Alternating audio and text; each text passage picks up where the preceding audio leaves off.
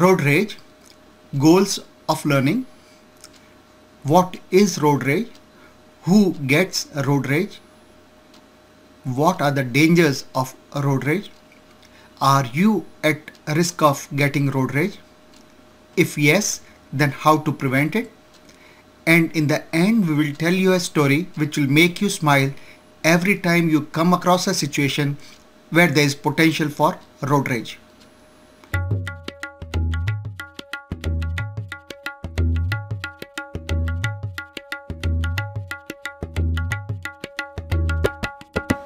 What is road rage? Simple translation of the word road rage is rage on the road. So there is a person on the road who is angry at another person. The term, however, is used for a person who is driving a vehicle and who is irritated, agitated or angry at another driver on the road.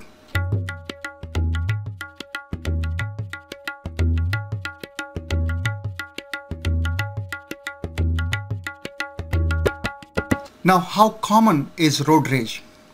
Road rage is extremely common. A survey was given to men and women to answer some questions related to road rage.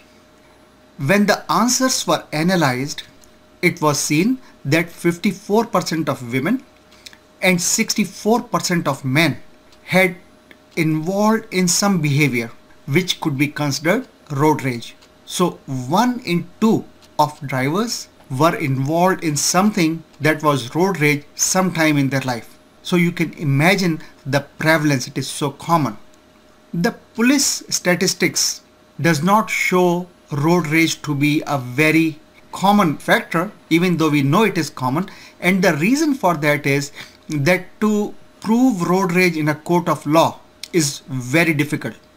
So if two people were angry and one person lost balance and hit, say, a tree or another car, he won't come and say, okay, I was having road rage, so I did that. It will simply be registered as an accident. So road rage is extremely common.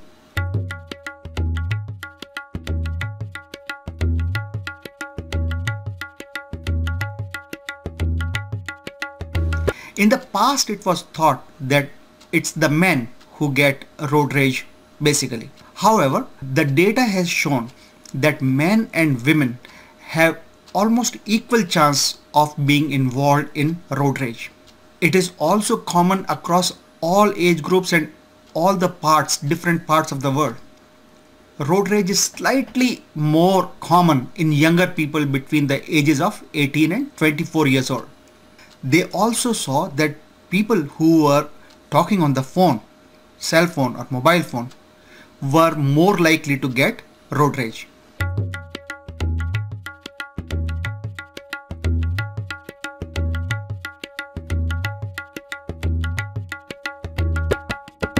Now, what are the various theories that are given by experts to say why road rage occurs? One theory says that we all have a personal space around us.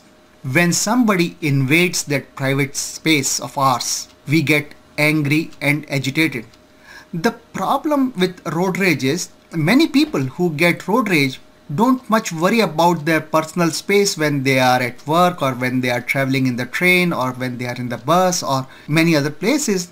They don't get angry if somebody infiltrates or somebody enters in their personal space. So that explanation does not fully explain road rage.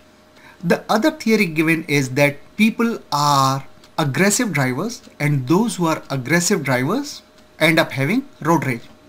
But we saw that 1 in 2 people have suffered from road rage. There are not so many aggressive drivers. Maybe there are 5% or 10% aggressive drivers. So aggressive drivers being the cause for road rage does not explain the full picture. Many individuals who get road rage are not aggressive drivers. They are simple people. Maybe an office secretary, a lady who is very well mannered and very calm and quiet at work.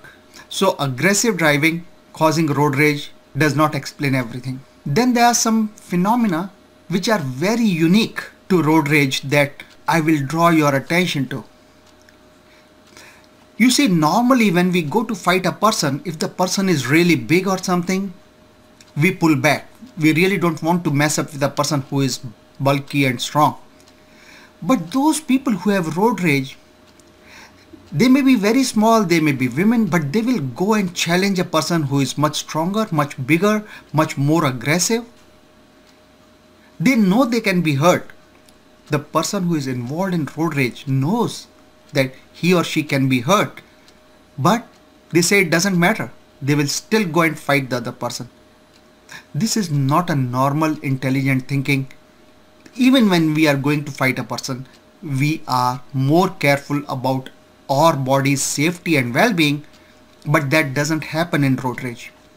Another unique feature that is there to road rage is the person who is getting the rage wants to teach a lesson to the other person. The driver who is getting agitated and angry, he wants to or she wants to teach a lesson to the other driver. Now these people who get road rage, many of them are very simple people. They never want to teach a lesson to anybody anywhere, not at work, not at home, not in neighborhood. But when it comes to road rage, this is a very unique feature, that the driver wants to teach a lesson to the other driver. So we believe that there is something more than the three theories I discussed about road rage given by various experts. Let's see what are the other explanations.